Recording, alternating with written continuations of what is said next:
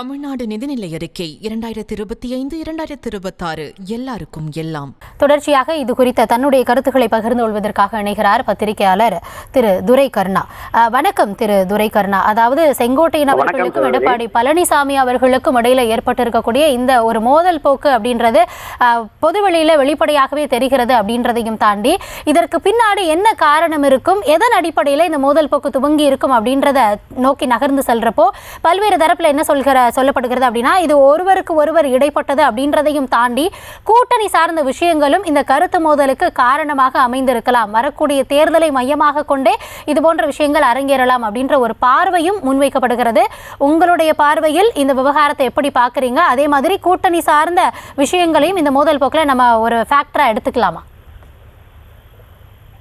திரு செங்கோட்டையன் அவர்களுக்கும் திரு எடப்பாடி பழனிசாமிக்கும் மோதல் போக்கே கிடையாது. இது மோதல் இல்லை.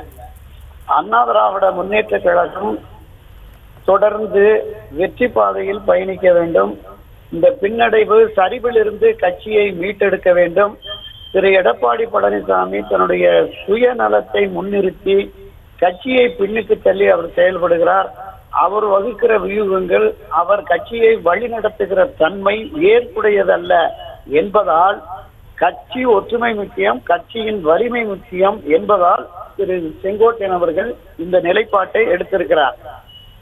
எடப்பாடி பழனிசாமி தன்னை முன்னிறுத்தி தனக்கான ஆதரவாளர்களை மட்டுமே வைத்துக் கொண்டு கட்சியின் நிறுவன தலைவர் புரட்சித் தலைவர் எம்ஜிஆர், இந்த கட்சியை 30 ஆண்டுகளாக கட்டி காத்த செல்வி ஜெயலலிதாவுடைய ஆதரவு நிலைப்பாட்டில் இருந்த, கட்சியை உயிரென நேசித்த பல மூத்த முக்கிய தலைவர்களை புறக்கணிக்கிறார் எடப்பாடி பழனிசாமி அவர்கள் என்பதால் அந்த கோபத்தில் ஆத்திரத்தில் தான் இந்த நிலைப்பாட்டை, இந்த முடிவை திரு செங்கோட்டையன் எடுத்திருக்கிறார். இது நியாயமானதும் கூட. ஏன்னா ஏற்கனவே இந்த 2024 கட்சி ஒரு பெரிய சரிவை, பின்னடைவை சந்தித்தது. இதுவரையிலும் இல்லாத பெரும் தோல்வியை சந்தித்திருக்கிறது. இந்த தோல்வியிலிருந்து மீண்டு எழுந்து 2026 ஆண்டில் மீண்டும் அதிமுக ஆட்சி அமைக்க வேண்டும் என்றால் விலக்கி வைக்கப்பட்ட, விலகி சென்ற அனைவருமே ஒருங்கிணைய வேண்டும். அப்படி ஒருங்கிணைந்த வலிமை மிக்க அதிமுக உருவானால் மட்டுமே நம்மோடு கூட்டணிக்கு கட்சிகள் வரும். அப்படி ஒரு வலுவான கூட்டணி அமைகின்ற பட்சத்தில் திமுகவை தேர்தல் களத்தில் வீழ்த்தி ஆட்சி அதிகாரத்திற்கு வர முடியும் என்று திரு செங்கோட்டையன் உட்பட மூத்த முன்னணி நிர்வாகிகள், முன்னாள் சாதாரண தொண்டர்கள், நிர்வாகிகள் வரையிலும் இந்த கருத்தாக்கத்திற்கு உட்பட்டிருக்கிறார்கள். எனவேதான் திரு எடப்பாடி பழனிசாமியினுடைய போக்கு மாற வேண்டும் என்பதற்காக இந்த ஒரு முயற்சியை திரு செங்கோட்டையன் எடுத்திருக்கிறார். இது நிச்சயமாக வெற்றிகரமாக கட்சியை ஒருங்கிணைக்கும், ஒரு வலுவான கூட்டணியை அமைப்பதற்கு இவருடைய முயற்சியும் பலனளிக்கும் என்றுதான் கருதுகிறேன் சகோதரர்.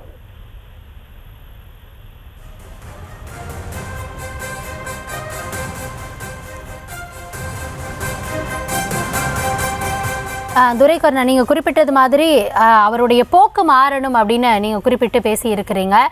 இருந்தாலும் எடப்பாடி பழனிசாமி அவர்கள் தரப்பில் இருந்து இதில் மற்றவர்களை வேண்டுமானால் இணைத்துக் கொள்ள முடியும், ஆனால் ஓபிஎஸ் தொடர்பாகவோ திருமதி சசிகலா தொடர்பாகவோ கேட்கும் பொழுது அவர்களை இணைத்துக் கொள்ள முடியாது அப்படின்ற ஸ்டாண்டில் தான் அவர் இருக்கார். இனி வரக்கூடிய தேர்தலை எதிர்கொள்ளும் போது அதிமுக இந்த ஒருங்கிணைந்த சக்தியாக இல்லாமல் தற்போது இருக்கக்கூடிய நிலையை நீடித்தால் எது போன்ற ஒரு விளைவுகளை சந்திக்க நேரிடும்? அண்ணா திராவிட முன்னேற்ற கழகத்தினுடைய நிறுவன தலைவர் திரு எம்ஜிஆர் அவர்கள் ஒரு தொண்டனை கூட இழக்க மாட்டேன் என்று தொடக்க முதலே தொண்டர்களை அரவணைத்து சென்றார். கட்சியின் பல்வேறு முன்னணி நிர்வாகிகள் அவருக்கு எதிரான நிலைப்பாட்டை எடுத்து விலகி சென்ற போதும் அவர்களெல்லாம் மீண்டும் அரவணைத்து கட்சியை ஒன்றிணைத்து தான் தொடர் வெற்றிகளை பெற்றார். அதற்கு பிறகு செல்வி ஜெயலலிதா அவர்கள் கட்சி தலைமையேற்ற பிறகு நால்வரணி, போட்டி அதிமுக, எம்ஜிஆர் அதிமுக, புரட்சித் தலைவர் அதிமுக என்று பல முன்னணி தலைவர்கள் பிரிந்து சென்று தனி கட்சி நடத்தி தனி இயக்கம் தொடங்கி செயல்பட்டவர்களையும் மீண்டும் அரவணைத்து அழைத்து அவர்களுக்கு கட்சியின் முதன்மை பொறுப்பு, கட்சியில ஆட்சியில பொறுப்புகள் என்று வழங்கியவர். இதுதான் அதிமுக வரலாறு. திரு எடப்பாடி பழனிசாமி இத்தனை பிடிவாதமாக திரு ஓபிஎஸ்ஐ சேர்க்க மாட்டோம், திருமதி சசிகலாவை சேர்க்க மாட்டோம் என்று இருப்பது கட்சியை மேலும் சரிவுக்கு, இன்னும் கொஞ்சம் கடுமையா சொல்ல போனா கட்சியை அழிவு பாதைக்கு தான் எடப்பாடி அழைத்து செல்கிறார் என்று தோன்றுகிறது.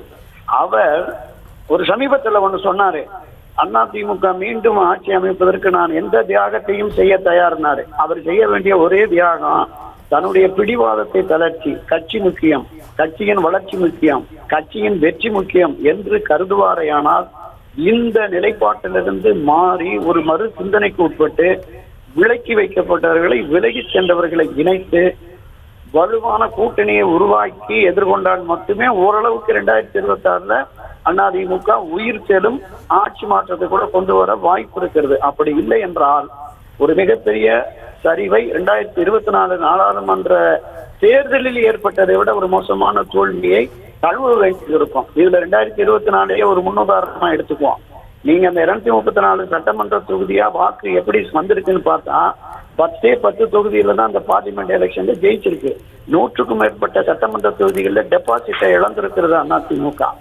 எனவேதான் ஒற்றுமை முக்கியம் என்று எல்லோரும் வலியுறுத்துகிறார்கள். அதை நோக்கி பயணிக்கிறது.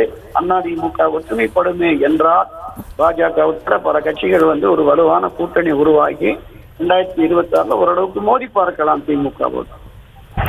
இந்த தருணத்தில் இணைப்பில் உங்களுடைய கருத்துக்களை பகிர்ந்துள்ளமைக்கு நன்றி திரு துரைகருணா. தமிழ்நாடு நிதிநிலை அறிக்கை 2025-2026 எல்லாருக்கும் எல்லாம்.